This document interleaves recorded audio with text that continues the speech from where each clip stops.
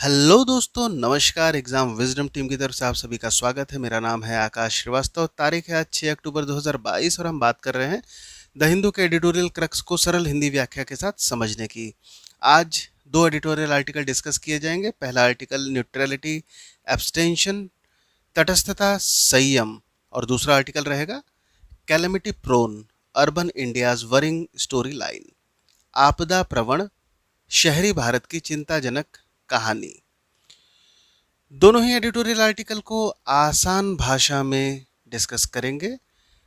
आगे बढ़ने से पहले जो भी हिंदी अनुवाद है उसके लिए गूगल ट्रांसलेशन का इस्तेमाल किया गया। ऐसे में शब्दार्थ और भावार्थ की भिन्नता को कमेंट बॉक्स में ज़रूर इंगित कीजिएगा।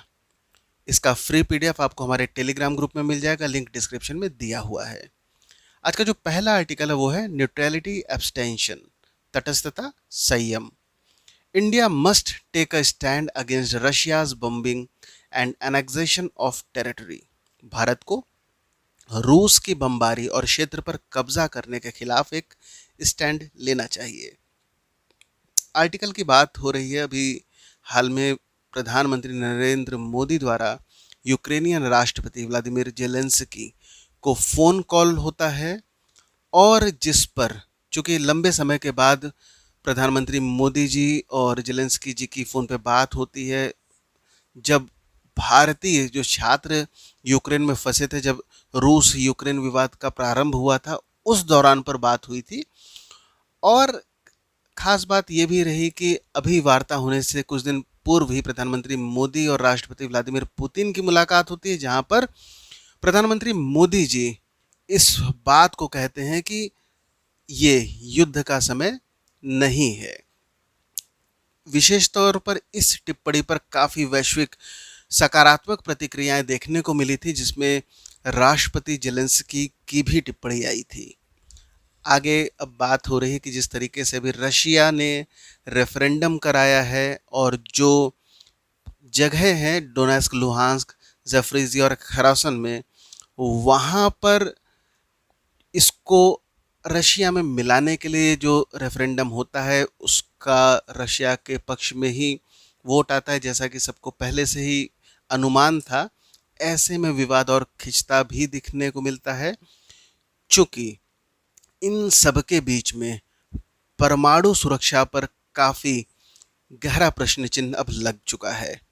अब भारतीय विदेश मंत्रालय के सौजन्य से अगर बात की जाए तो उन्होंने भी रेखांकित किया है कि जब दोनों शीर्ष नेताओं की बात हो रही थी तो ऐसे में परमाणु प्रतिष्ठानों को खतरे में डालना हो सकता है सार्वजनिक स्वास्थ्य और पर्यावरण के लिए विनाशकारी परिणाम। इस पर भी श्री मोदी जी का जोर रहा। और इन सब के अलावा प्रधानमंत्री मोदी जी ने भारत के तत्परता, शांति बहाली में भारत का क्या रोल हो सकता है उसके लिए अपनी तत्परता भी व्यक्त किया। किंतु ऐसे में राष्ट्रपति जेलेंस्की जी का कहना कि तब तक अब कोई भी जो नेगोशिएशन है, कोई बातचीत है, उस पर आगे नहीं बढ़ेंगे जब तक रशिया के राष्ट्रपति श्री पुतिन बने रहते हैं।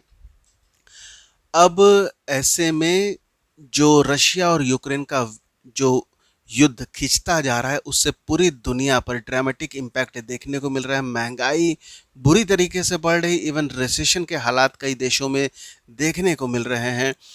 वैश्विक सुरक्षा पर प्रश्न चिन्ह लग गया है। फूड, फ्यूल, फर्टिलाइज़र, एनर्जी, हर तरीके के जो सप्लाईज होते हैं दुनिया भर में महंगाई झेल रहे हैं और इनका असर आम जनता के जनजीवन पर देखने को मिल रहा है। ऐसे में निश्चित तौर पर संवाद के जो भी माध्यम हो सकते हैं उनको खुले रखने की आवश्यकता है, जैसा कि प्रधानमंत्री मोदी जी ने भी किया। राष्ट्रपति पुतिन से भी वो बातचीत कर रहे हैं और अभी हाल में राष्ट्रपति जेलेंस्की से भी उनकी वार्ता हो रही है। ऐसे में भारत एक कंस्ट्रक्टिव भूमिका निश्चित तौर पर प्ले कर सकता है, किंतु यहाँ पर इस बात को भी ध्यान रखना चाहिए कि जब चूंकि भारत जब रशिया के खिलाफ कोई भी वोटिंग होती है यूनाइटेड नेशन में तो वहाँ पर ज़्यादातर मुद्दों पर भारत एब्सटेन रह रहा है। अब इसमें चाहे वो रेफरेंडम का मुद्दा हो जिस पर हाल में ही वोटिंग होती है और भारत एब्सटेन करता है, चाहे जो जफरोजिया वहाँ के जो परमाणु प्लांट हैं उन पर जब अटैक होता है। अब अटैक में रशिया की तरफ से है या रशिया का पक्ष का कहना है कि ये यूक्रेन की तरफ से ही अटैक था। बहरहाल हम तथ्यों पर नहीं जा रहे हैं, किंतु भारत लगातार हर मुद्दे पर एब्सटेन कर रहा है। तो ऐसे में आर्टिकल में इस बात को भी कहा गया कि भारत को बेसिकली कोई पक्ष लेना चाहिए, विशेष तौर पर जब जो सार्वजनिक स्थलों पर अगर बम्बार्डिंग होती है, आम नागरिक की जान माल को खतरा जब होता है, और अभी जिस तरीके से जो ऐसे क्षेत्र जो पहले से यूक्रेन में थे और अभी युद्ध के जो विवाद चल रहा है उसके उपरांत रशिया में रेफरेंडम द्वारा उसको अपने में मिलाया जाता है, ऐसे मुद्दे जब यूएन में जाते हैं तो उसमें भारत को भी अब स्टैंड लेने की आवश्यकता जान पड़ती है। अगले आर्टिकल की अब हम बात करेंगे, calamity prone urban India's worrying story line, आपदा प्रवण शहरी भारत की चिंताजनक कहानी। To treat the Bangalore floods as an isolated case would be an urban planning mistake, as every key city is in need of a comprehensive climate action plan. Bengaluru बाढ़ को एक अलग मामले के रूप में देखना शहरी नियोजन की गलती होगी, क्योंकि हर प्रमुख शहर को एक व्यापक जलवायु कार्य योजना की आवश्यकता है। आर्टिकल की शुरुआत हो रही है बेंगलुरु फ्लड से। जिस तरीके से अभी जब बेंगलुरु में बाढ़ आती है तो जो शहर के जो अर्बन अथॉरिटीज़ हैं जिनको फ्लड मैनेजमेंट और दूसरे जो कैलेमिटीज़ होते हैं डिज़ास्टर मैनेजमेंट उनकी जिम्मेदारी होती है, वो घुटने पर आते हुए देखने को मिल जाती है। कुछ और घटनाओं का भी जिक्र होता है जिसमें 2013, 2021 में दिल्ली, 2005-17 मुंबई, चेन्नई, हैदराबाद, और ऐसे में जब नेचुरल कैलेमिटी आती है, बाढ़ आती है, तो बहुत भारी मात्रा में जान माल का हानि होता है और इसमें सामाजिक और मानवीय लागतें शामिल होती हैं, और सबसे ज़्यादा नुकसान होता है गरीब वर्ग के जो व्यक्ति होते हैं, क्योंकि वो ज़्यादा जो इन्वायरमेंटली वर्नरेबल एरिया होते हैं, पर्यावरणीय रूप से कमज़ोर क्षेत्र, वहाँ पर उनका निवास होता है। और बेसिकली जब ऐसी घटनाएं होती हैं तो इसमें राजनीतिक तौर पर आरोप प्रत्यारोप का खेल शुरू हो जाता है, और कई बार जनता मीडिया को खुश करने के लिए तत्कालीन कई योजनाएं भी निकाल दी जाती हैं, जैसे नदी नालों की सफाइयों के उपाय, अतिक्रमण विरोधी अभियान, और जो तूफानी जल नेटवर्क परियोजनाएं प्रस्तावित कर दी जाती हैं। किंतु ये देखा जाता है कि जब कोई नई फिर से कैलेमिटी आती है तो दोबारा जो अथॉरिटीज़ होती हैं वो घुटने पर देखने को मिल जाती हैं। अब सबसे दुर्भाग्य की ये बात है कि जब शहरी नियोजन होता है, अर्बन प्लानिंग की बात करते हैं, तो उसमें जो जलवायु शमन उपायों की कमी दिखती है, और अनियंत्रित जो शहरी फैलाव होता जा रहा है लगातार, उससे जो आपदा है वो जल्दी आएगी और उसकी संभावनाएं और ज़्यादा बढ़ जाती हैं।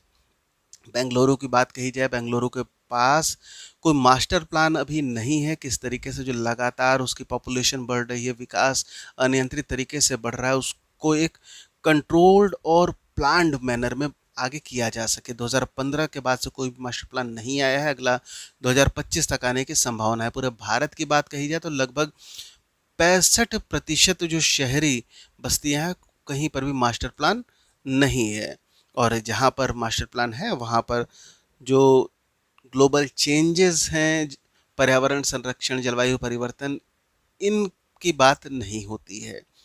और जहाँ पर कुछ जगहों पर जो सिटी एडमिनिस्ट्रेशन है वहाँ पर अगर बेहतर तरीके से जल निकासी, बाढ़ शमन योजनाएं विकसित भी हैं, तो कोई भी वैधानिक समर्थन वाला मास्टर प्लान नहीं है। कुछ विशेष शहरों की बात कही जा रही है, जैसे मुंबई, अहमदाबाद, नागपुर, जहाँ पर बेहतर मास्टर प्लान है।